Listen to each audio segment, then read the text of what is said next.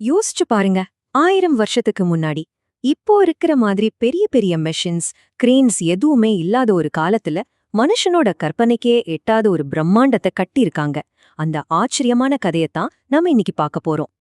ஆமாங்க, நாம பேச போறது தமிழ்நாட்டுல இருக்கிற தஞ்சை பெரிய கோயில பத்தி தான். இது வெறும் கோயில்னு மட்டும் நினைச்சிராதீங்க. இது மனுஷனோட திறமைக்கு ஒரு உச்சபட்ச சாட்சி. அதோட கதை நம்மள கண்டிப்பா வாயடைக்க வைக்கும் பாருங்க. ஏன்னா 1000 வருஷத்துக்கு முன்னாடி கட்டின இந்த கோவிலோட பிளானிங் இருக்கு பாருங்க, அத இன்னைக்கு இருக்கிற டெக்னாலஜியை வச்சே செய்யறது ரொம்ப ரொம்ப கஷ்டம். அதனாலதான் சொல்றேன், இது வெறும் கோயில் இல்ல, காலத்தால் அழிக்க முடியாத ஒரு பாடம். சரி, எந்த ஒரு பெரிய பில்டிங் கட்டணும்னாலும் நமக்கு முதல்ல என்ன தேவை? மூலப்பொருட்கள் இல்லையா?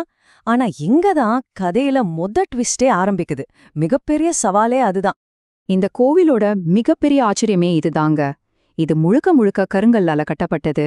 ஆனா சுவாரஸ்யமான விஷயம் என்னன்னா, கோயில் இருக்கிற தஞ்சாவூர் பகுதியில சுத்தி எங்க தேடினாலும் ஒரு சின்ன கருங்கல் பாறை கூட கிடையாது. நம்ப முடியுதா?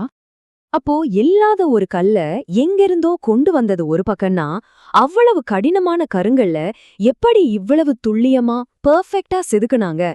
இந்த கேள்விதான் நம்மள ஒரு மறைஞ்சு போன டெக்னாலஜியோட ரகசியத்துக்குள்ள கூட்டிட்டு போகுது. இதுக்கெல்லாம் காரணம் வெறும் பலம் மட்டும் கிடையாதுங்க. இதுக்கு பின்னாடி ஒரு அட்வான்ஸ்ட் சயின்ஸ் இருந்திருக்கு. அதாவது இரும்ப நல்லா பழுக்க காய்ச்சி அதை எண்ணெயில முக்கி எடுக்கும்போது அது கல்ல வெட்டுற அளவுக்கு ரொம்ப ரொம்ப உறுதியான ஒரு கருவியா மாறுது. இந்த டெக்னிக்க அவங்க 1000 வருஷத்துக்கு முன்னாடியே தெரிஞ்சு வச்சிருந்திருக்காங்க.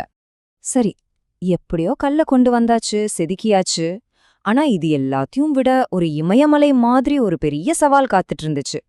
அது என்னன்னா, 80 டன், அதாவது சுமார் 10-12 யானைகளோட எடைக்கு சமமான ஒரே ஒரு கல்ல 216 அடி உயர கோபுரத்தோட உச்சிக்கு எப்படி கொண்டு போனாங்க? அவங்க இதுக்கு கண்டுபிடிச்ச தீர்வு கோயிலை விடவே பிரம்மாண்டமானதுன்னு சொல்லலாம். பல கிலோமீட்டர் நீளத்துக்கு மெதுவா சரிஞ்சு போற மாதிரி ஒரு பெரிய மணல் பாதையை அமைச்சிருக்காங்க. அது மேல யானைகளையும் ஆயிரக்கணக்கான மக்களையும் வச்சு அந்த பிரம்மாண்டமான கல்ல கொஞ்சம் கொஞ்சமா உச்சிக்கு இழுத்துட்டு போயிருக்காங்க. நினைச்சு பார்க்கவே முடியல இல்லையா? இந்த என்ஜினியரிங் சாதனைகள் எல்லாம் நம்மள ஆச்சரியப்படுத்துது. ஆனா ஒரு விஷயம், இந்த கற்களுக்கு பின்னாடி ஒரு மிகப்பெரிய மக்கள் சக்தி இருந்திருக்கு. அதனால இதோ வெறும் கற்களோட கதை மட்டும் இல்ல, இத கட்டி எழுப்புன அந்த மக்களோட கதை. யோசிச்சு பாருங்க, ஆயிரக்கணக்கான தொழிலாளர்கள், சிற்பிகள், வீரர்கள்னு பல ஊர்கள்ல இருந்து வந்திருக்காங்க.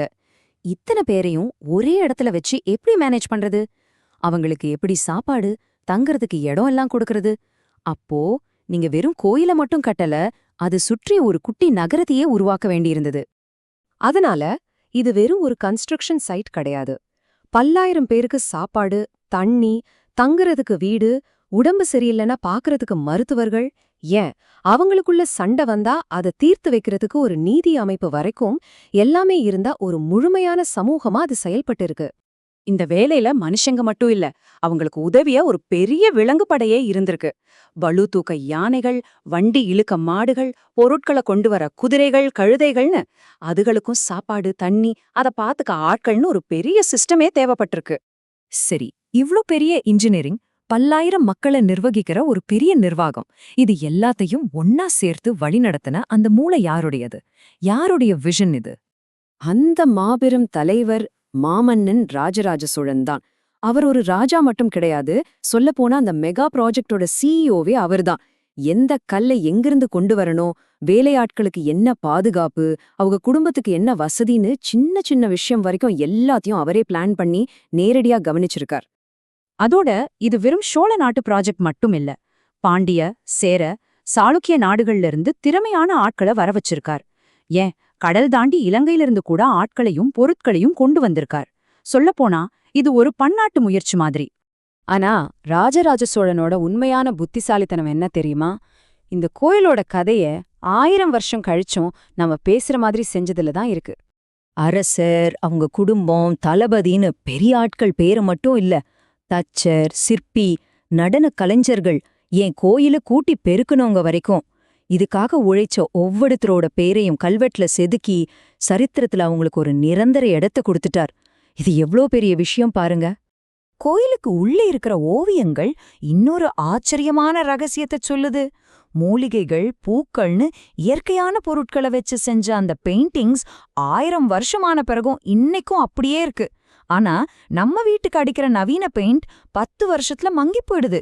என்ன ஒரு டெக்னாலஜி பாருங்க. 1000 வருஷமா எத்தனை போர்கள், எத்தனை புயல்கள், பூகம்பங்கள், இது எல்லாத்தையும் தாங்கிக்கிட்டு காலத்தையே ஜெயிச்ச ஒரு சாட்சியா இன்னைக்கும் அதே கம்பீரத்தோட நிக்குது இந்த கோவில்.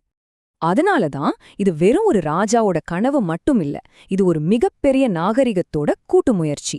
தமிழ் மக்களோட திறமைக்கும் அவங்களோட தொலைநோக்கு பார்வைக்கும் ஒரு அழியாத சான்றா இன்னைக்கும் நிக்குது. தஞ்சை பெரிய கோயில் நமக்கு ஒரு பெரிய கேள்விய விட்டுட்டு போகுது. ஒரே ஒரு லட்சியத்துக்காக 1000 வருஷத்துக்கு முன்னாடி அவ்ளோ பேரால ஒன்னு சேர முடிஞ்சதுன்னா, இன்னைக்கு இவ்ளோ வசதிகள் இருக்கிற நம்மால என்னவெல்லாம் சாதிக்க முடியும்? யோசிக்க வேண்டிய விஷயம் இல்லையா?